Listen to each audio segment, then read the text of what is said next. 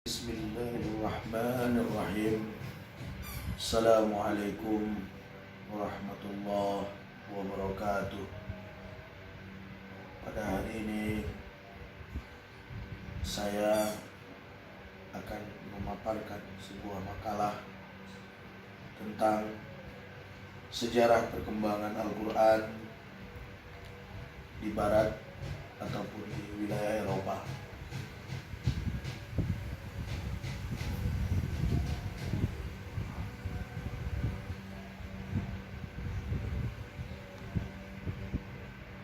Kajian Al-Quran dan disiplin ilmu yang menopangnya menjadi perhatian yang cukup memikat, tidak saja bagi umat Islam tetapi juga bagi para pemerhati Islam di daerah barat. Hal ini selain Al-Quran merupakan kitab suci yang diyakini bersumber dari wahyu dan dijadikan pedoman bagi pemeluk agama Islam. Juga kita perhatikan karena Al-Quran menyisakan banyak misteri yang membuat orang terpikat dan tertantang untuk mengkajinya. Kalau kita lihat posisinya yang demikian penting, inilah yang menarik perhatian yang sangat besar sejak era Rasulullah SAW hingga saat ini, sebagaimana di era yang penuh dengan segala kecanggihan teknologi. Perhatian itu diwujudkan dengan pencatatan Al-Quran ketika pertama kali disampaikan oleh Nabi besar Muhammad SAW kepada umatnya, yaitu pembukuannya menjadi sebuah mushaf, penafsiran dan perumusan disiplin keilmuan dalam kajian Al-Quran. Manifestasi perhatian yang luar biasa ini terwujud dengan melimpahnya karya-karya keserjanaan yang berupaya membentangkan kandungan makna ataupun tafsir, di samping karya-karya intelektual seputar ilmu yang bisa membantu dalam memahami Al-Quran, dan ilmu juga yang bisa membantu tersebut dimaksud adalah ulumul Quran. Lain di kalangan umat Islam, lain pula bagi para pemerhati Islam di wilayah barat. Meskipun mereka meyakini Al-Quran adalah kitab suci umat Islam, tapi perlakuan mereka yang berada di barat terhadap Al-Quran berbeda sangat dengan perlakuan umat Islam terhadap kitab sucinya. Jika umat Islam meyakini bahwa Al-Quran adalah wahyu yang terlepas dari intervensi manusia, artinya Al-Quran itu tidak ada intervensi daripada manusia. Namun bagi sebagian pemerhati barat, Al-Quran merupakan produk intervensi manusia. It's a product of human mind and hand. Sebagaimana diduga Mohar Ali, bahkan Ali memastikan bahwa tujuan utama barat mengkaji Al-Quran adalah dalam rangka membuktikan sisi manusiawi Al-Quran.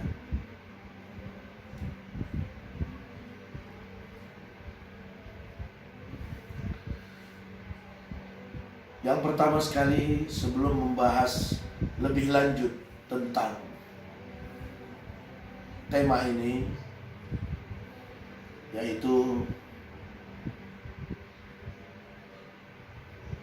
tema tentang perkembangan Al-Quran di barat atau wilayah Eropa.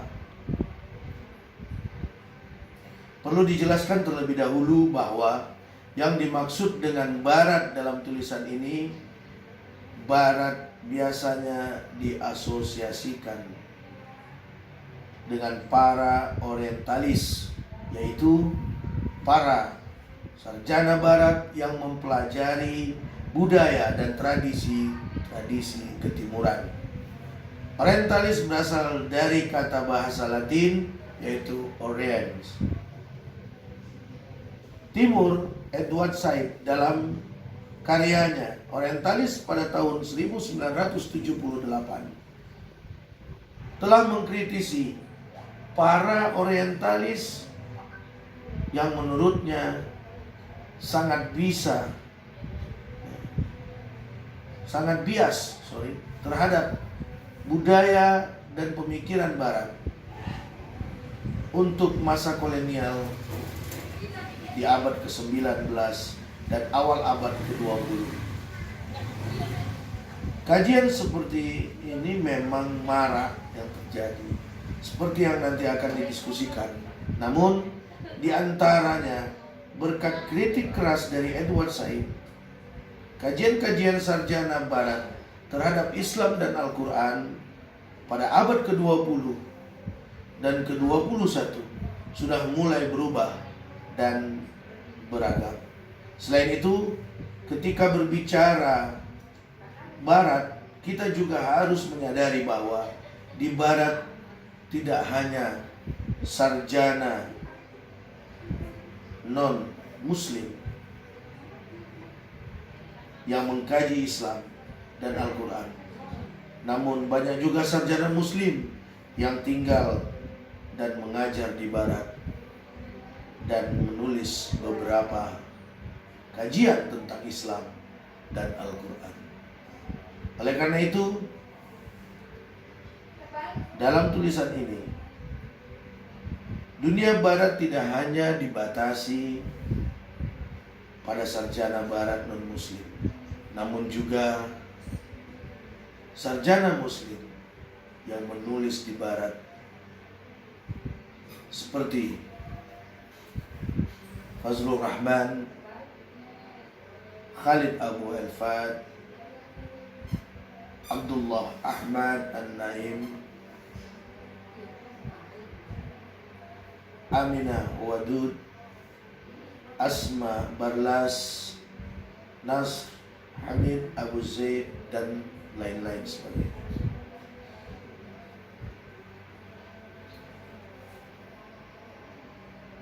Selanjutnya, dalam tulisan ini penulis lebih memilih tema kajian Al-Quran daripada kajian tafsir.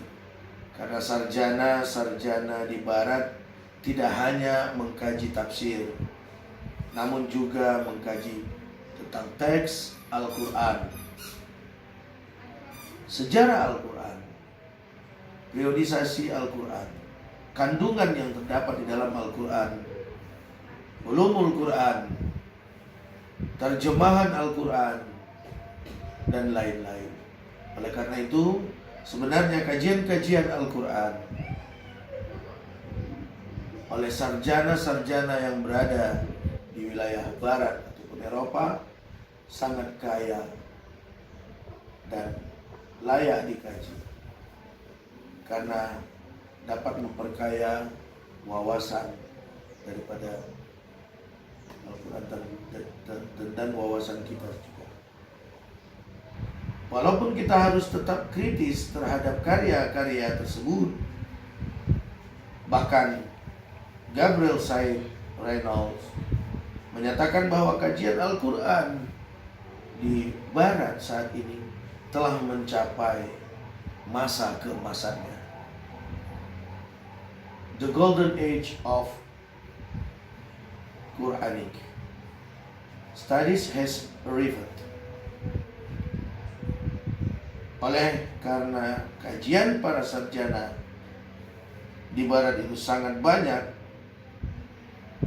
dan tidak mungkin kita bahas satu persatu dalam tulisan ini, maka kita akan membahas dalam tulisan ini hanya beberapa saja, ya, khususnya memang beberapa karya-karya yang cukup berpengaruh saja. Kajian sarjana yang kita bahas pertama kali, kajian sarjana di Barat terhadap Al-Quran. Sebagaimana yang disampaikan oleh Reynolds, kajian Al-Quran di dunia Barat telah mencapai masa keemasannya, ya, the Golden Age, dan mencakup berbagai bidang kajian yang cukup banyak. Di samping itu, fenomena yang menarik adalah bahwa telah terjadi kolaborasi antara sarjana muslim dan juga sarjana non-muslim dalam mengkaji Islam dan Al-Quran. Dengan keberadaan beberapa sarjana muslim yang tinggal dan mengajar di wilayah barat atau di negara barat, kolaborasi ini sangat-sangat semakin mudah dilakukan. Salah satu contoh kolaborasi ini adalah terbitnya The Encyclopedia of the Al-Quran sebanyak 5 jilid yang diedit oleh Jane de Macaulay, di mana sarjana non-muslim yang juga sarjana muslim dan juga sarjana muslim membahas beberapa konsep, beberapa kata konsep, tempat, dan juga beberapa penafsiran terhadap suatu tema yang ada di dalam Al-Quran. Pada tahun 2007 juga terbit buku referensi penting tentang Al-Quran dalam bahasa Prancis berjudul Dictionnaire du Coran yang ditulis oleh beberapa sarjana dengan bahasa Prancis. Buku-buku ini terutama yang pertama pasti akan menjadi buku referensi penting tentang kajian Al-Quran. Selain buku referensi di atas, Reynolds juga menjelaskan beberapa buku referensi yang dipublikasi di Eropa. Pertama, tentang kamus Al-Quran untuk memudahkan para pembaca memahami makna Al-Quran, seperti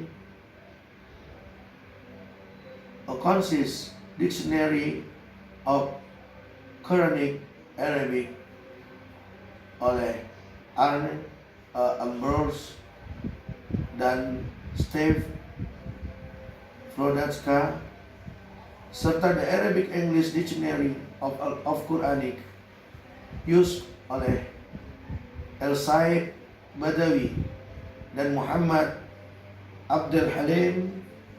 Selain kamus Al-Quran, beberapa terjemahan terhadap Al-Quran dalam berbagai bahasa yang ada di Eropa juga dapat ditemukan, baik yang ditulis oleh sarjana muslim maupun yang ditulis oleh sarjana non-muslim, seperti Mas Abdul Halim dengan judul The Quran, Tarif Khalid, The Quran, A New Translation.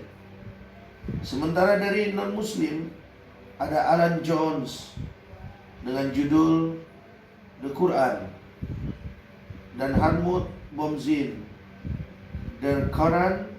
Menarik untuk dikaji bagaimana subjektivitas penerjemah mempengaruhi kegiatan penerjemahan yang dilakukan. Al-Quran, James de Macaulay yang telah menulis beberapa artikel dan buku tentang kajian-kajian Al-Quran dan mengedit The Encyclopedia of the Quran, juga mengedit sebuah buku berjudul The Cambridge.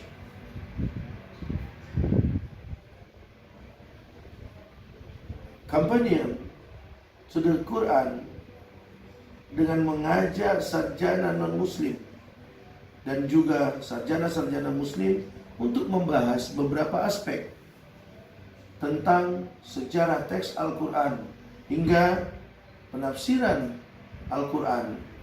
Sarjana muslim yang ikut berpartisipasi dalam penulisan buku ini adalah Nafid Kermani, Asma Barlas, dan Abdul Aziz Sakhidan, yang masing-masing membahas aspek estetik dari Al-Quran, penafsiran gender, dan hubungan antara Islam dengan agama yang lain. Di samping itu, Rafin mengedit buku dengan judul The Blackwell Companion to the Quran yang membahas berbagai pendekatan untuk mengkaji teks Al-Quran, tema-tema Al-Quran, dan berbagai bentuk penafsiran Al-Quran seperti penafsiran Sunni, penafsiran Sufistik, penafsiran Syiah, Islamiyah, dan Itna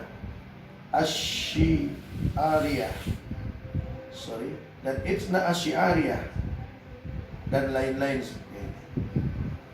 Kedua buku ini saling melengkapi dan ditulis oleh para sarjana dalam berbagai bidangnya, dan juga diperuntukkan untuk mereka yang ingin tahu lebih jauh tentang Al-Quran dan isinya. Pemikiran para tokoh yang terkontaminasi dengan pemikiran orientalis dalam penafsiran Al-Quran ini masuk juga dalam pembahasan kita di penghujung abad 20. Muncul pemikir-pemikir Islam yang sifatnya kontroversial, yang mencurahkan perhatiannya terutama dalam hal kajian keislaman, khususnya studi terhadap kitab sumber Al-Quran dan Al-Hadis. Mereka tampil sebagai pemikir Muslim modernis di belahan timur. Mereka tampil dengan mengajukan gagasan-gagasan reinterpretasi, rekonstruksi, dan lain sebagainya. Tema-tema tersebut dikemas dalam rangkaian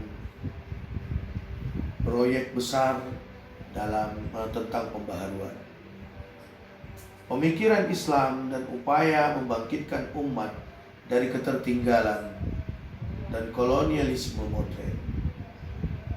Fokus utama tentang gagasan reinterpretasi ditujukan pada Al-Quran dan rekonstruksi metodologi tafsir sebagai kata kunci pemahaman sumber ajaran Islam. Studi terhadap ajaran Islam, studi terhadap Al-Quran, dan metodologi tafsir sebenarnya selalu mengalami perkembangan yang cukup signifikan. Seiring dengan akselerasi perkembangan sosial budaya dan peradaban manusia sejak turunnya Al-Quranul Karim sampai dengan sekarang. Fenomena tersebut merupakan konsekuensi logis dari adanya keinginan umat Islam untuk selalu mendialogkan antara Al-Quran dengan perkembangan problem sosial kemanusiaan yang dihadapi manusia sebagai konteks yang tak terbatas.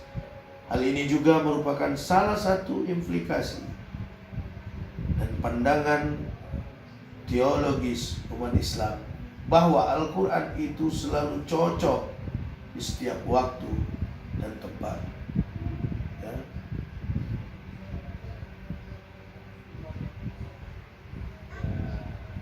Sejalan dengan pernyataan tersebut, maka Muhammad Syahrul, salah satu pemikir Islam yang digolongkan dalam tokoh yang terkontaminasi oleh pemikiran orientalis, menyatakan bahwa Al-Quran harus selalu dikaji dan ditafsirkan sesuai dengan tuntutan era kontemporer yang dihadapi oleh umat manusia. Karena itulah Syahrul sangat bersikeras bahwa tiap-tiap generasi mampu memberikan interpretasi Al-Quran yang memancar dari realitas Al-Quran oleh generasi awal maksudnya. Tidaklah mengikat masyarakat modern, bahkan lebih jauh kesalahan utama fikih Islam dan tafsir Al-Quran kontroversial sekarang ini bersumber dari kesalahan metodologi yang tidak memperhatikan karakteristik dan fleksibilitas pengertian teks-teks kitab suci, sehingga membebani punggung umat yang tidak sesuai lagi dengan kemajuan ilmu pengetahuan serta situasi dan kondisi pada abad ke-20. Syahrul yakin bahwa Muslim modern karena kemajuan budaya dan ilmu pengetahuan mempunyai perangkat dan pemahaman metodologi yang lebih baik dibandingkan para pendahulunya yang ada pada abad ke-7. Dalam memahami pesan-pesan Allah yang ada di dalam Al-Quran yang disampaikan kepada Rasulnya, sebagai konsekuensi dari keyakinan ini, Syahrul ketika menerapkan model pembacaan Al-Quran memilih kamus Maqais Al-Lughah Ibnu Al-Faris, ilmu modern linguistik, sebagai referensi utama dalam mencari perbedaan makna dan kata-kata yang dikaji. Selanjutnya, pembahasan tentang potret dan dinamika kajian Al-Quran di negara Barat. Dalam perkembangannya, kajian Al-Quran di negara Barat tidak saja diarahkan pada ahli bahasa Al-Quran ke dalam bahasa mereka, melainkan juga pada aspek-aspek lain terkait dengan Al-Quran.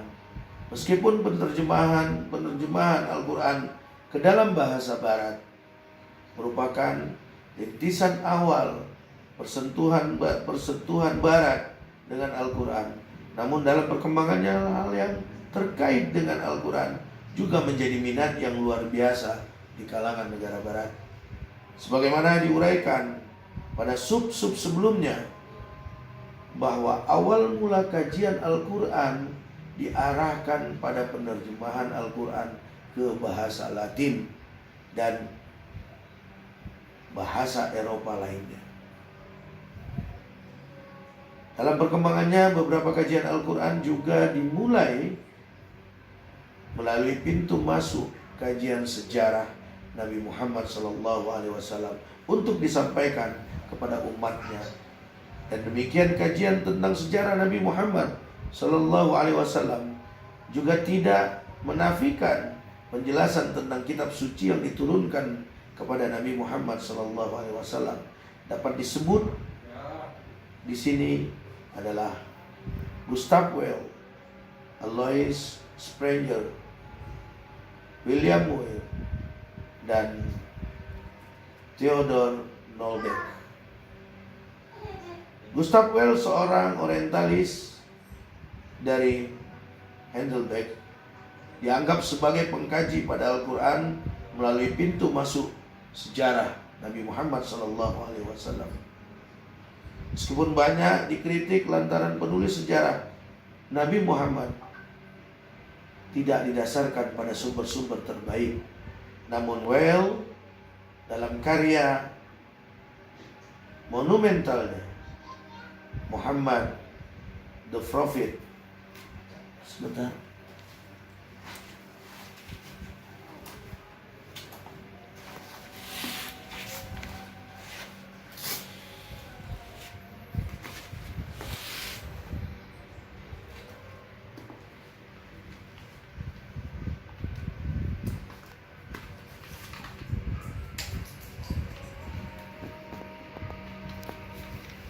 Oke, kita lanjut.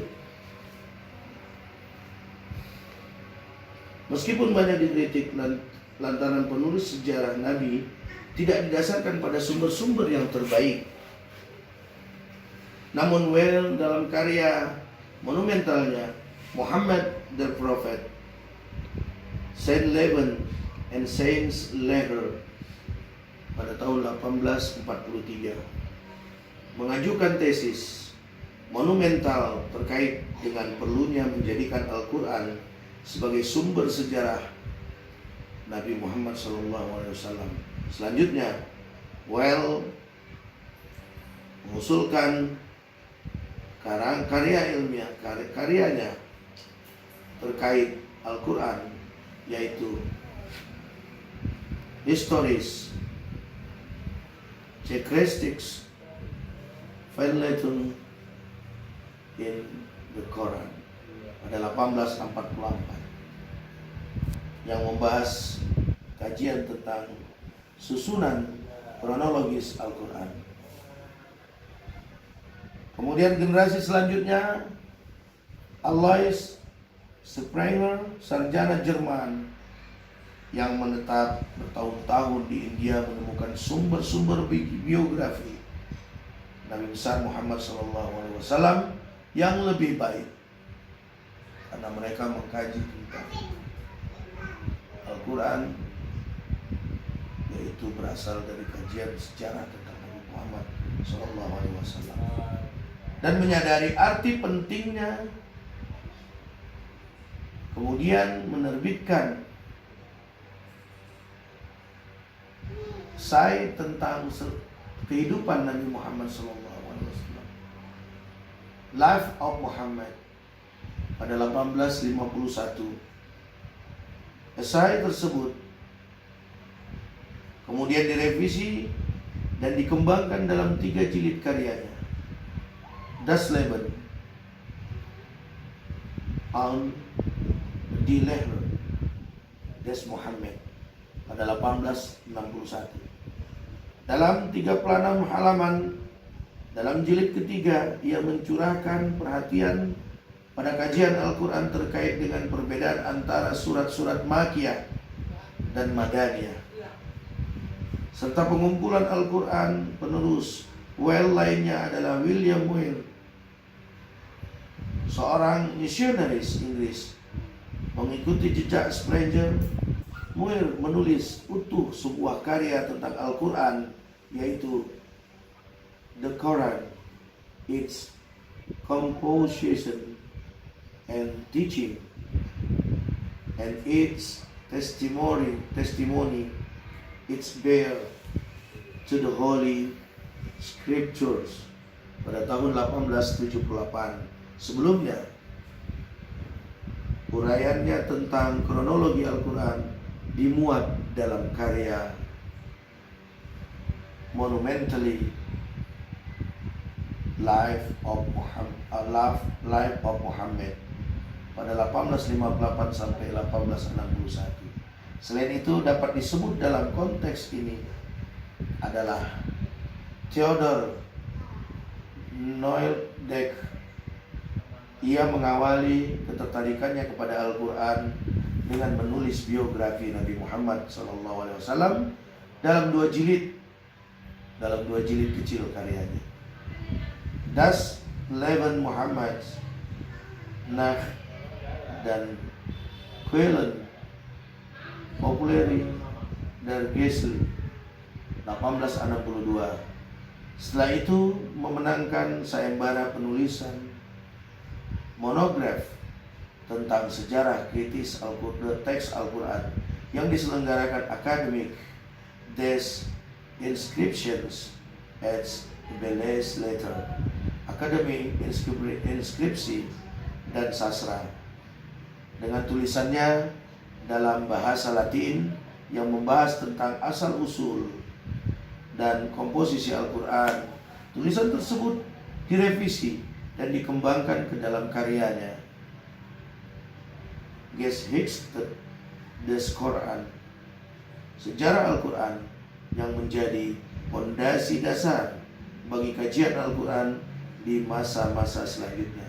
Dalam perkembangannya, kajian Al-Quran di negara barat terlepas sama sekali dengan kajian tentang sejarah Nabi. Isi dan uraiannya pun beragam. Setidaknya ada 3 kategori yang diajukan Fajrul Rahman terkait dengan potret kajian Al-Quran di barat. Pertama, karya-karya yang berupaya mencari pengaruh Yahudi Kristen di dalam Al-Quran. Yang kedua, karya-karya yang mencoba membuat rangkaian kronologis dari ayat-ayat Al-Quran. Dan yang ketiga, karya-karya yang bertujuan untuk menjelaskan keseluruh atau aspek-aspek tertentu saja di dalam ajaran Al-Quran. Bagi Fajrul Rahman, seharusnya kategori yang ketiga yang seharusnya banyak mendapatkan perhatian, tapi kenyataannya sebaliknya. Dibandingkan kategori ketiga, justru kategori pertama dan kategori kedua lah yang justru menarik umat intelektual barat terhadap Al-Quran. Mungkin sekali, kata Rahman. Para ahli barat berpendapat bahwa kaum muslim sendiri yang harus menyajikan Al-Quran sebagaimana mestinya, sementara mereka yang non-muslim lebih disibukkan. Dan sementara mereka yang muslim lebih disibukkan dengan analisa objektif baik mengenai sumber dan asal-usul Al-Quran maupun ide-ide Al-Quran, termasuk terkait dengan rangkaian kronologis ayat-ayat Al-Quran dalam uraian berikut. Kalau kita kaji, ada 3 kategori ini akan diuraikan berbasis pada survei bibliografis. Bibliografis. Kajian Al-Quran kontemporer, potret dan dinamika kajian Al-Quran barat sebagaimana diurai di atas berdampak pada dinamika kajian Al-Quran di belahan dunia lainnya, tidak terkecuali di kalangan umat Islam. Kemajuan dalam berbagai bidang komunikasi, transportasi, dan teknologi informasi menjadi salah satu